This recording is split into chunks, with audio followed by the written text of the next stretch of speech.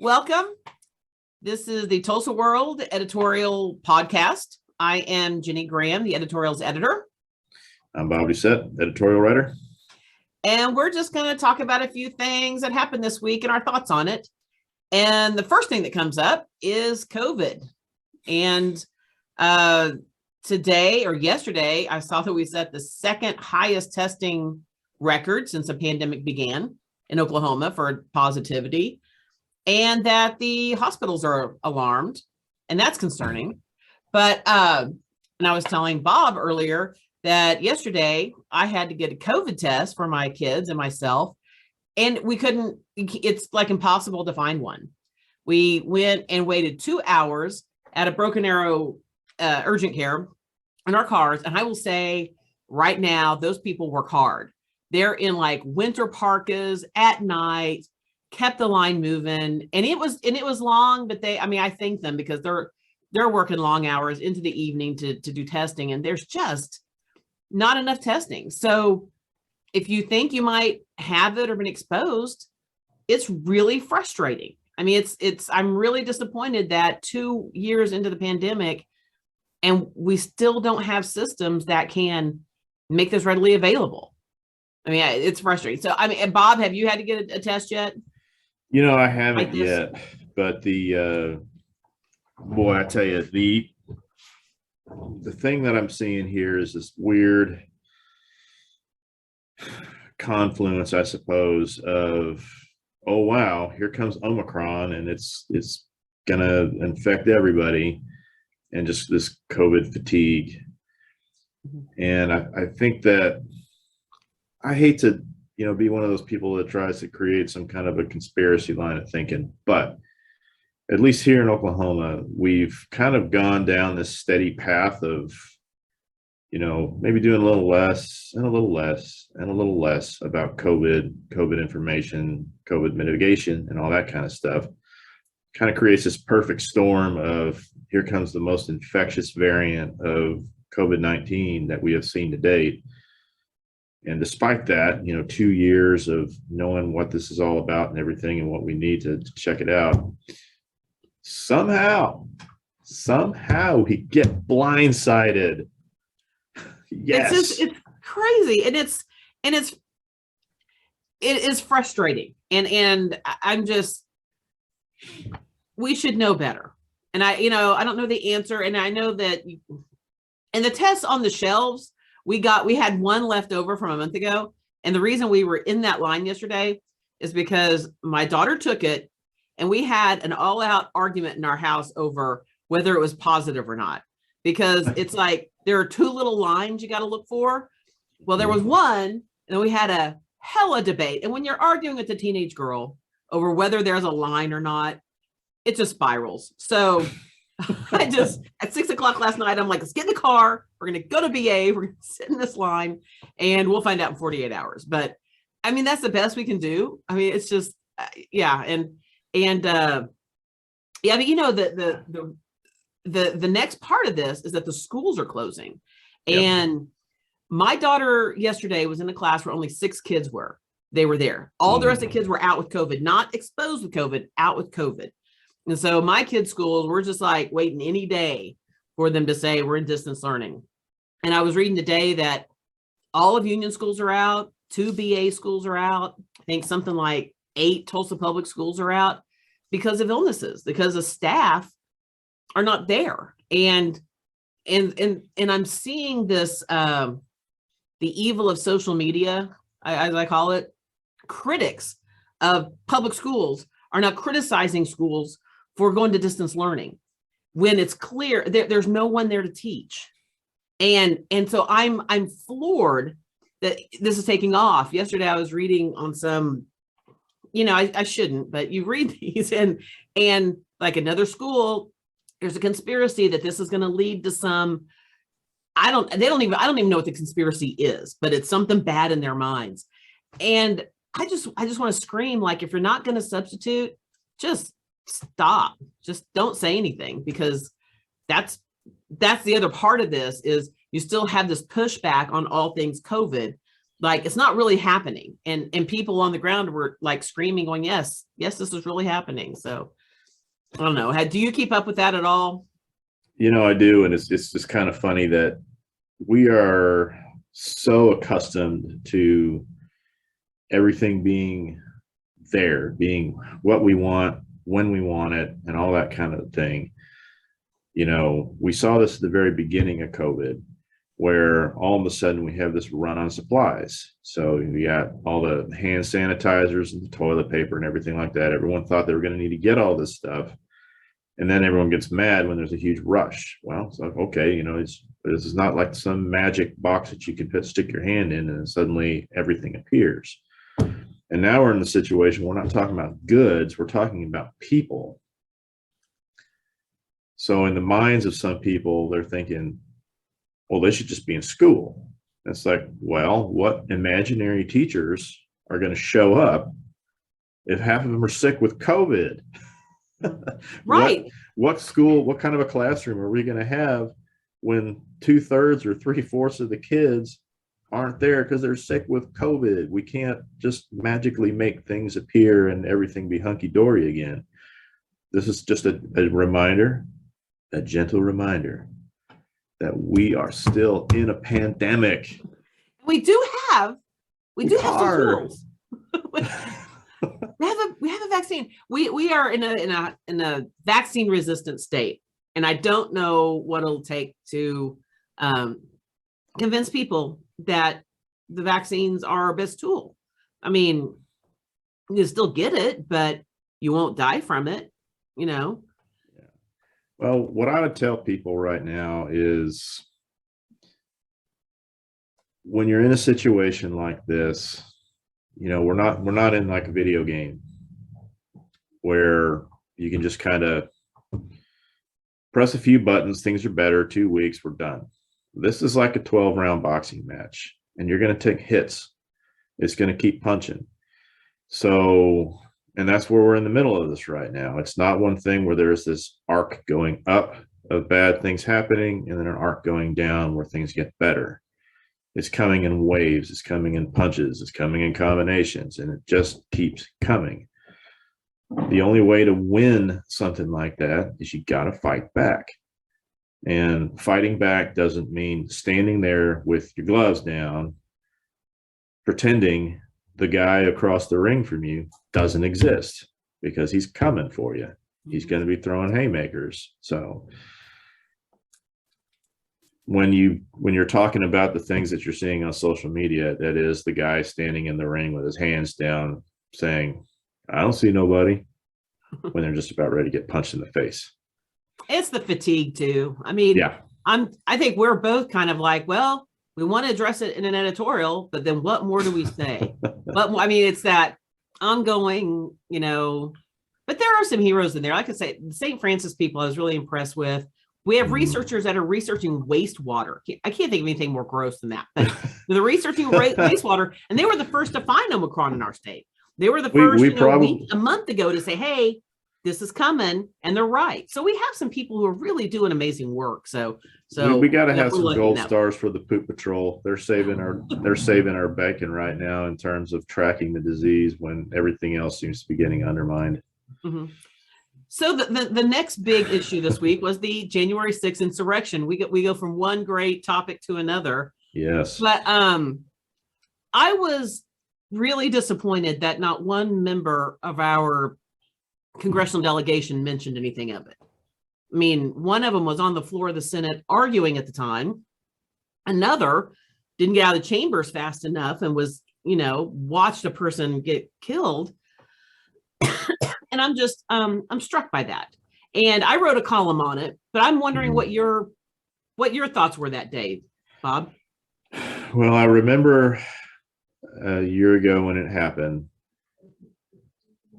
This is me kind of just before I was starting my shift at work. At that time I was working nights, so I was watching a little bit of the news and scrolling through the phone, and I see something where somebody says the Capitol has been breached, and I'm thinking, okay, folks, calm down, don't be so hyperbolic. A few angry people walking around shouting in the Capitol is not going to be a big deal. Don't make this out to be something more than it is. But guess what? It was what it was. It was a violent interaction where the thin blue line was under attack. And I just, as the day went by, I was just gobsmacked. I mean, this was like stuff you'd expect to see out of, a place, some third world country, a developing nation with a weak government that's about ready to get, overthrown. This is the United States of America, and we got this going on here. Members of Congress, being ushered into safe rooms so they don't get hurt or, God forbid, killed or something like that. So that day I was pretty hot. And I think I wrote something up and threw it on social media and just basically concluded that January 6th was a shameful day for this country. And it was. A year later, I'm still kind of hot about it. Yeah, I know. It was interesting. You said that you were more mad than my column was. And I kind of took the tact of, I can still get mad over it, but I feel like we have to move beyond it.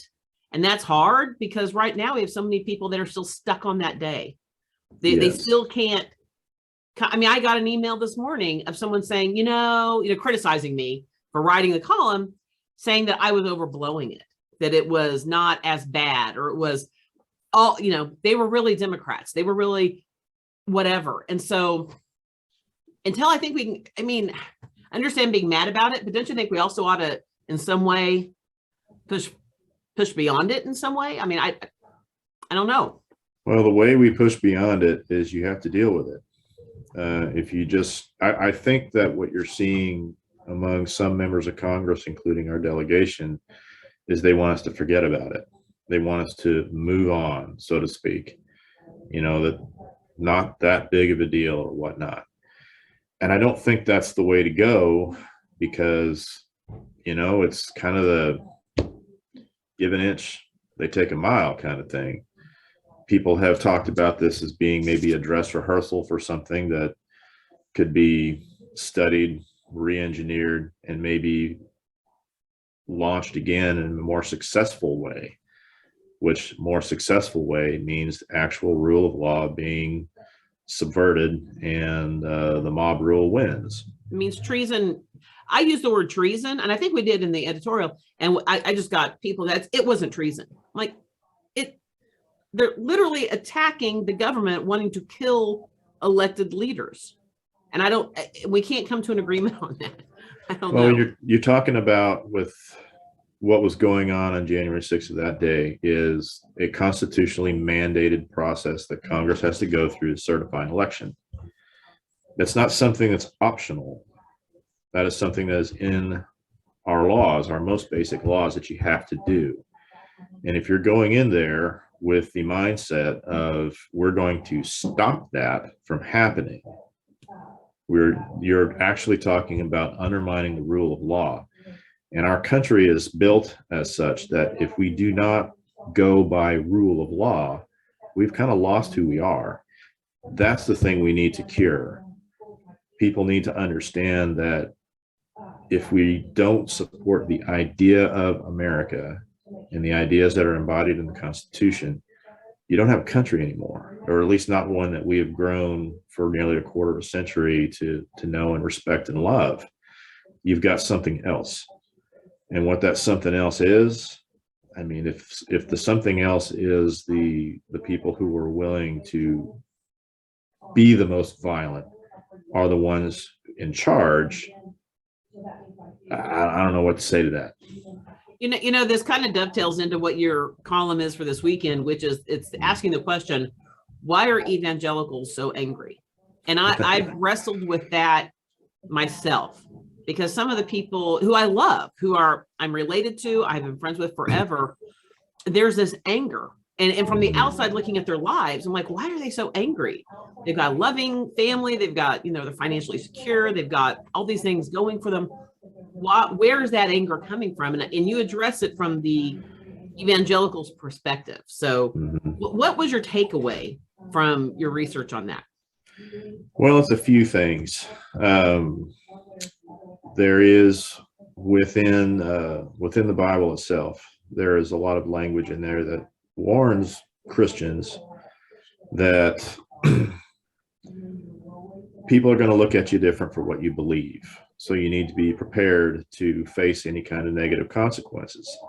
And that was, a lot of that was written at a time, when the early believers were living under Roman rule, and the religion definitely was under threat, not just from the Romans, but also against the local rulers in Judea at the time. So there definitely was an umbrella of, we are under some sort of attack here. And that carries over into today, even though I would say that the evangelical right has a very strong, powerful position in this country in terms of politics. I would almost say maybe even outsized, given the numbers and the influence that they have. And whatever the case may be, I mean, I think for the longest time, the Judeo-Christian traditional mindset of what America is has held sway in this country for such a long time that the slightest movements away from that can sometimes seem like an attack.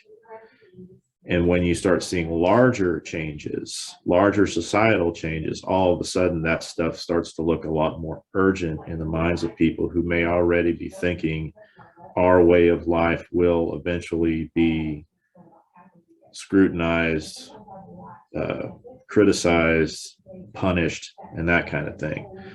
So you could check out the hot, the big hot issues that are out there right now, that especially in the last 10 years have come up, or the last 30 years, I guess, 40 years. Roe v. Wade, same-sex marriage, stuff like that. Those became major flashpoints. And then you build on those with other things in the news that are happening that maybe folks within that group may not be happy with. And it does turn into this thing of, man, the country really is going to hell in a handbasket, and I'm not happy about it. So I think that is what we're seeing right now. And it is being reflected, not just in the sermons, not just in radio shows or people on talk shows or anything like that, but actual people who are running for office now. And some of these folks are winning, and they are not happy. And they are not the type who are going to be interested in old school political ideas of compromise and working together. And I think that's where that meanness comes from. I mean, politics has always been rough and tumble, but there is like with our jobs, there was always, relationships to be had with the communications people or chiefs of staff or, the officials themselves. And there is now this inherent tension and just frankly meanness that goes on. And I do kind of wonder, you brought up the whole idea of the scrutiny. Mm-hmm. We think about statues being taken down and renaming things. And I do kind of wonder all the time, and I always admired Thomas Jefferson and his writings, but he was involved with human trafficking. He owned people. And that is not, it's hard to reconcile and get over.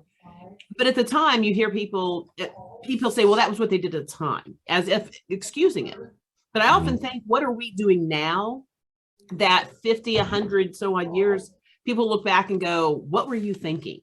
This was a horrible thing you did. So I'm constantly wondering, what is the issue that we are ignoring or that we look at as normal that is actually being very damaging? And I think we could debate that forever.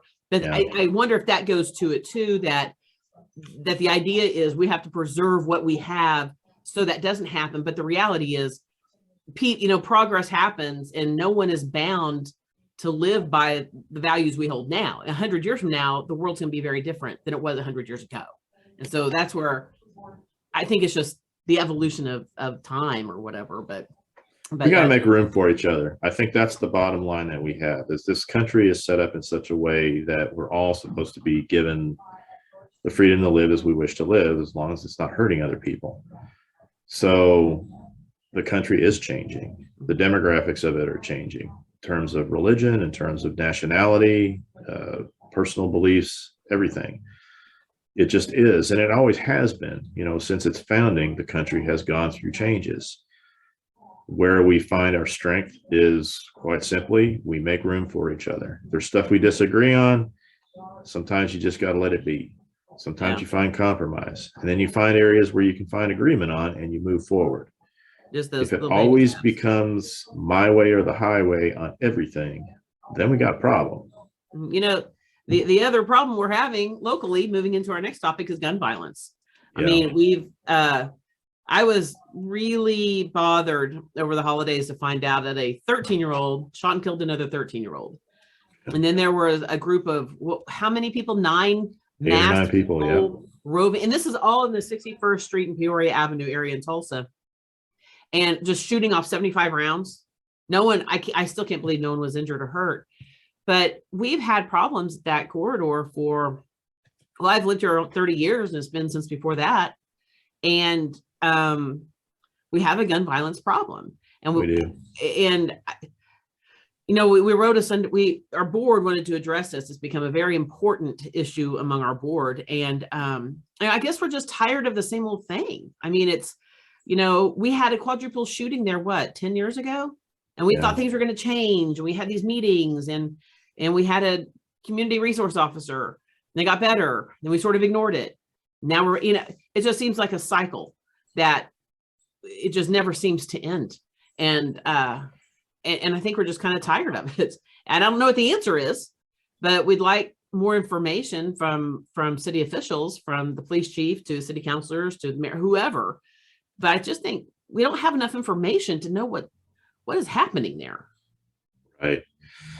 That's the thing that struck me is we hear the best descriptions that I've had from people or from authorities on this is we're looking at repeat violent offenders and these are gang beefs. Well, what does that mean? Does it mean anything to anybody? I mean, okay, there's bad people doing bad things and they're involved in gangs. Well, you know, what else is new? The sky is blue and water is wet. Who are these people? What are they connected to? What are some of the ways the community can start working on this together? Mm-hmm. And when I'm looking at coverage of, say, the city council right now, we've had a lot of debates about law enforcement, local law enforcement issues and stuff like that. We don't have enough police on the streets. Attrition is high. There's problems with a lot of people in the community have problems with officer involved shootings and how that intersects with race.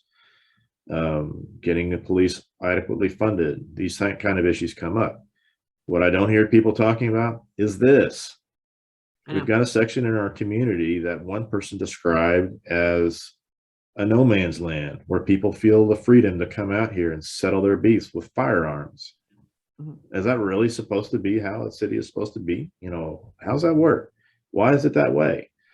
You know, some more answers, maybe some more detailed communication, I think would be helpful right now. Yeah, and I'm wondering how many other agencies are involved with this. I mean, if we're talking, you know, gangs, are they out-of-state gangs? Do we have federal involvement? Are there, you know, do we have suburban police officers? I mean, I don't know how it all works, and it does seem like we have less information to go on, and it's frustrating. I mean, we need to get the guns out of the hands of bad people, but we're in a very pro-gun state, and I absolutely back the Second Amendment, and I think people should have a right to own guns as long as they're, you know, not criminals and don't have domestic violence in their backgrounds and don't have mental health issues.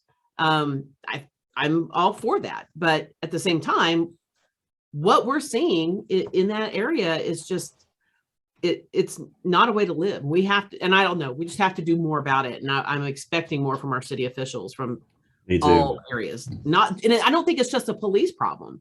I think the police need to be a little bit more upfront about what's happening in real time, because it seems like there's a lag of like 24, 48 hours for basic information. But I mean, from all sectors. And because I think it's going to take the whole community to figure out what is finally going on. So, well, to that point, you and I both know this. We've you know, covered police, you know, law enforcement issues in the past for many, many years. This is a hard problem. You know, the 61st and Peoria area has been a problematic thing for violent crime for a long time now. It has not been solved. It is difficult. I get that. But what we need, I think, is maybe a more comprehensive and vocal sign of involvement from our authorities. And that includes, like you said, our city council, the mayor's office, and whoever else might have their hands in this. Because honestly, most of our readers live in places that are perfectly safe. They don't see anything like this. But put yourself in their shoes who live in one of those apartment blocks or some of the houses around there, where you got to wonder, if you're going over to the corner store, if a bunch of wild bullets are going to start flying around, it's going to beam you in the head. Or it's going to start, is someone going to bring an AK and bullets start flying through the drywall in your apartment while you're watching TV at night? That is no way to live. That is unacceptable in this city. At least it should be. And I think that's something that I would like to see reflected from the people who are our leaders. And it could be issues of landlords. I mean, maybe some of this goes back to what are our, tenant laws? Do we have people who feel powerless because they are living in, under a slumlord? I mean, I don't know what the issue is. And I think we need to get at that.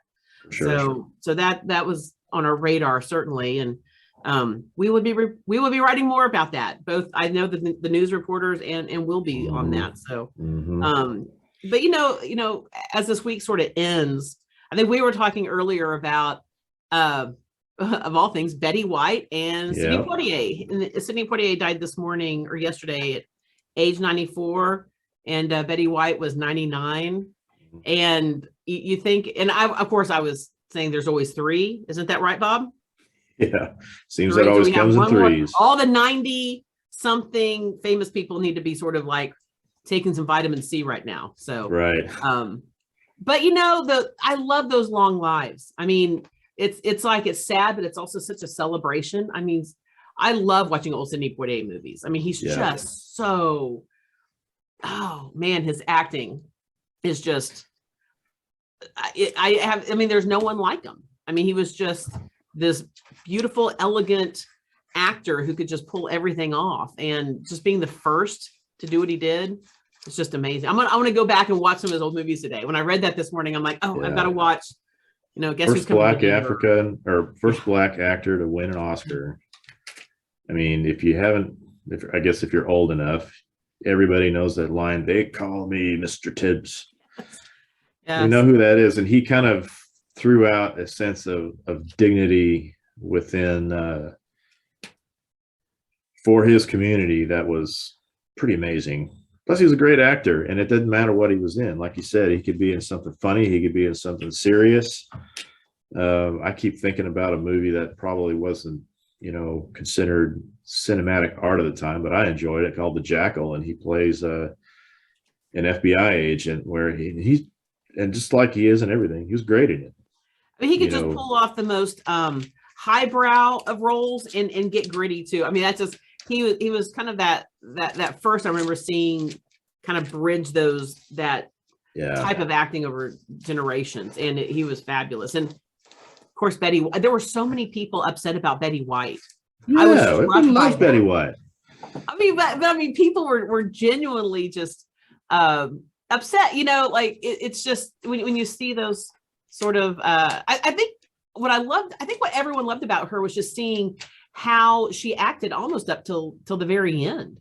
I mean, to have a career where you are doing what you're doing before television. I mean, she was on television from the moment television started, and being able to do what you love up through your 90s.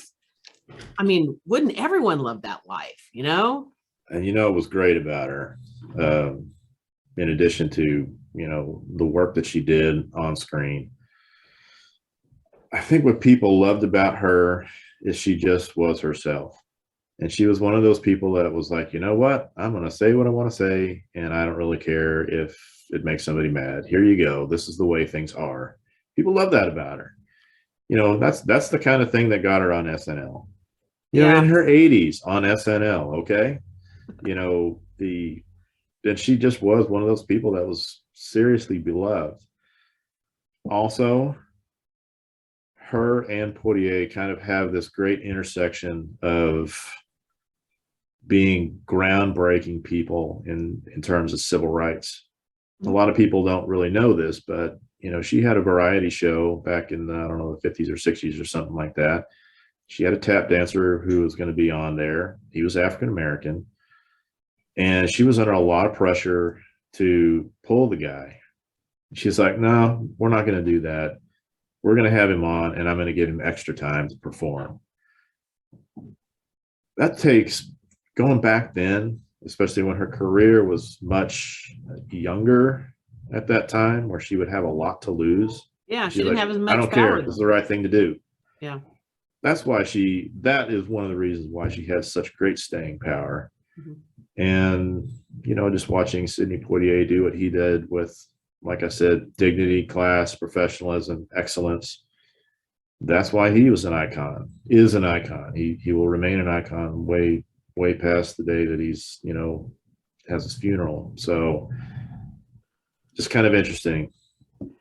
So with that, it's been an interesting week. And what I love about our jobs is that we don't know what's coming up. It's like every day we wake up and see what the world has for us. So anyway, I hope everyone got something out of our thoughts, and that you will read our pieces and feel free to respond to us. So and make sure to let us know next week how your tests came out. Oh, I will. Yeah, we want to know. We have 48 hours to wait, but don't get sick. Don't get no funky bug off of this thing, and get better. Okay. Oh, well, I hope so. So, well, everyone's it's that ongoing. Do you have allergies or do you have COVID? And so we don't know. So we're going to see. So, is that you, Rona? Yes, exactly. All right. Take care, everybody. We'll talk next week. See you Bye. later.